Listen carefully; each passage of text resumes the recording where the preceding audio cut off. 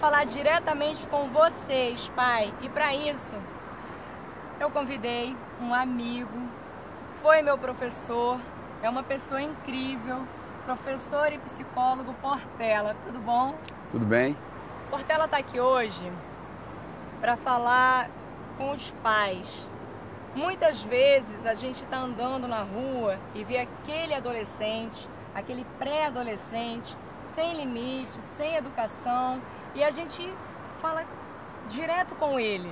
Será que os problemas, Portela, tá naquele pré-adolescente, está naquele adolescente ou está nos pais? A princípio a gente teria que definir o que é um problema, né? A questão do problema como falta de educação ou como mau comportamento, ela é relativa. Um mau comportamento para você pode ser um bom comportamento para uma determinada família. Mas, levando em consideração, fazendo assim uma síntese e dizendo que aquilo realmente é um mau comportamento, identificamos, é um mau comportamento. Por que o adolescente ou a criança chegou ali, né?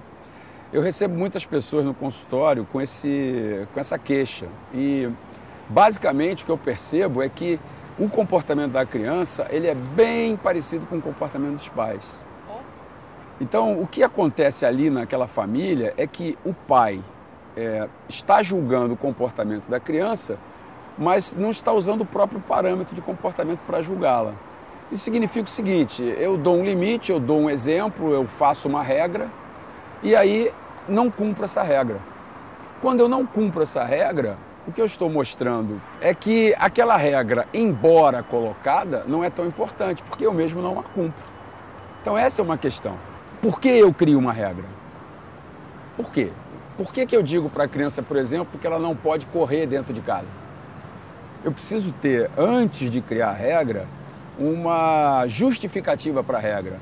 Porque se eu crio sem uma justificativa, estou criando uma coisa vazia, sem nenhum... Se eu crio e não uso? Ou se eu crio e não uso, mas antes disso, se eu crio uma regra sem uma justificativa palpável, que a criança entenda o objetivo, o motivo da regra, ela fica vazia, ela fica no ar, fica voando.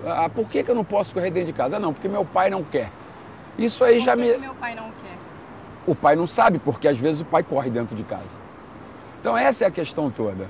O que é limite, o que é regra e por que eu defino a regra. Isso eu trato muito em consultório com os pais que às vezes, né, por muitas vezes vão reclamar e colocar o filho na terapia. Eu particularmente não atendo criança, mas identifico isso e encaminho a criança e às vezes, quando consigo convencer, atendo os pais, que eu acho que é mais importante primeiro atender os pais, resolver essa questão da definição do que é regra, de como aplicar uma regra, de quais são as bases para essa regra, para depois a gente ver se a criança está realmente infringindo uma regra ou se aquilo é um capricho dos pais ali. Eu percebo uma anuância numa negação dos pais.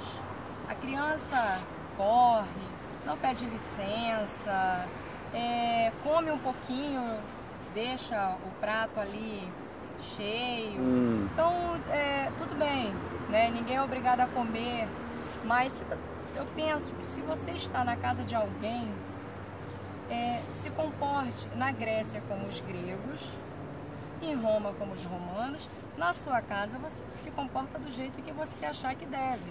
Agora, o convívio social, ele requer uma coisa mais harmônica, né? É uma outra questão importante, o comportamento fora de casa, né?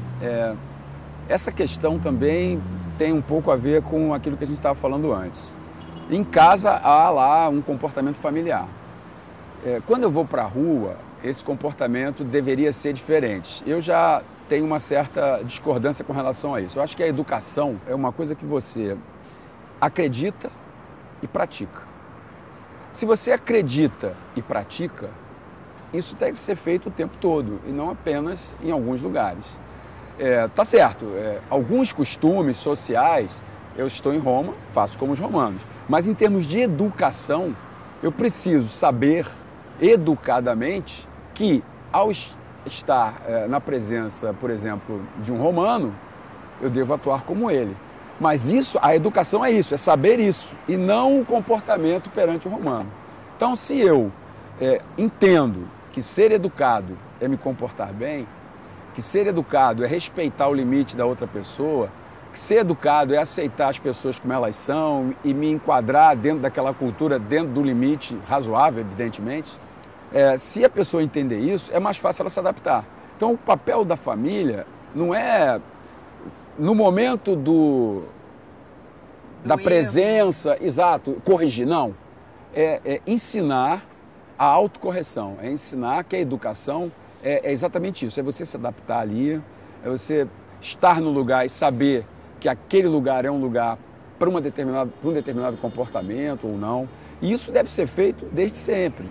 Agora, a educação e a religião caminham juntos, mas não é a mesma coisa, não se confundem educação com religião. Educação é comportamento, religião é fé. Bem, eu vou pedir para você, carinhosamente, que direcione uma mensagem aos pais que tenha como objetivo atingir os pais e os filhos. Se você diz, não pode comer no sofá, nunca coma no sofá. Se você diz, não grita comigo, nunca grite com ele. E por aí vai. Nós trabalhamos com esse aspecto na nossa clínica. Temos uma clínica que funciona aqui na Barra da Tijuca, no Recreio Shopping e com uma extensão aqui no Península. E nessa clínica nós trabalhamos multidisciplinarmente esse tema. A parte nós temos um nutricionista, um médico do esporte, temos um psiquiatra, vários psicólogos. E o tratamento de uma criança, entre aspas, problema, ela passa primeiro pelo entendimento do que é o problema para os pais. Não é uma questão de meu filho tem um problema. Qual é o problema e por que você acha um problema? Não adianta dizer, meu filho é mal criado. O que você acha que é uma criança mal criada? E o que você gostaria que o seu filho fosse para que ele não fosse mal criado? Isso é um primeiro ponto. Isso não significa que o seu filho vai se transformar no que você quer. Isso não é o objetivo da terapia. O objetivo da terapia com a criança é que ela entenda que as regras são para serem cumpridas, para que ela discuta num ambiente onde ela se sinta à vontade os problemas que ela tem com a família e que ela coloque claramente para o terapeuta que tipo de soluções ela daria para aquele problema, para que ela enxergue que aquela solução que ela está propondo é boa, é ruim, não é boa, porque o pai não implementa, quais são as consequências daquilo. E uma outra coisa importantíssima também, em que na maioria dos pais não aceita e sequer cogita, é o próprio pai ou a própria mãe também fazer a terapia.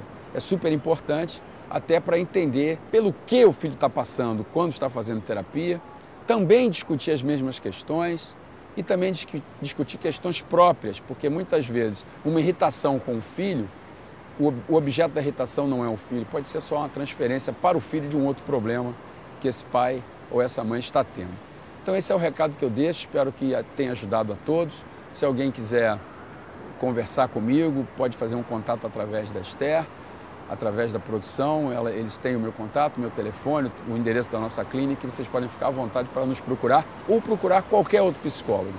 Qualquer um deles vai conseguir ajudar nessa tarefa difícil que é a educação de uma criança. Obrigada, Portela. Obrigada, galera da Coyote, que mandou mais um, né, dos modelos dos óculos fantásticos deles. Depois eu vou colocando, tem outros, um mais bonito que o outro. Obrigada. Gachou.